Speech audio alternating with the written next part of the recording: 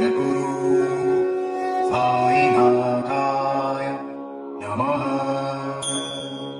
ओम श्री सद्गुरु साईनाथाय नमः। संत तुकाराम महाराजांनी आपल्याला गाथा दिल्या, असंख्य अभंग दिले। बोलताना कसे बोलावे हे सांगताना संत तुकोबाराय सांगतात, घासावा शब्द तासावा शब्द, घासावा शब्द तासावा शब्द, तोलावा शब्द बोलण्यापूर्वी।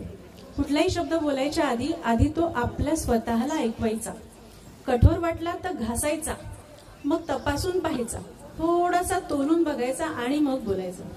बोलावे खरे कोणाच्याही मनावर पाडू नये चरे, जिभेवर ताबा सर्व सुखदाता, पाणी वाणी नानी नासू नये। 17व्या शतकामध्ये तुकोबाराय होऊन गेले। 17व्या शतकामध्ये सांगितलेली शेवटची ओळ बघा, पाणी नानी वाणी नासू नये। त्या काळामध्ये देखील पाण्याचं महत्व सांगितलंय की पाणी कमी आहे, पाण्याचा वापर कमी व्यवस्थित व्हायला हवाय। आजही आपल्याला ते कळत आहे, फक्त जरा वळायची गरज आहे। तर आपण हे अभंग आपल्या आचरणी आणूया। कमी शब्दामध्ये भेटणारे अभंग संत तुकाराम महाराज नेहमीच करतात। संत तुकारामांनी गणपतीचं रूप आठवताना सुंदर असा अभंग लिहिला आहे। चला तर ऐकूया पुढील अभंग। ओंकार प्रधान रूप गणेशाचे, घेऊन येत आहे पूजाताई धुरीले।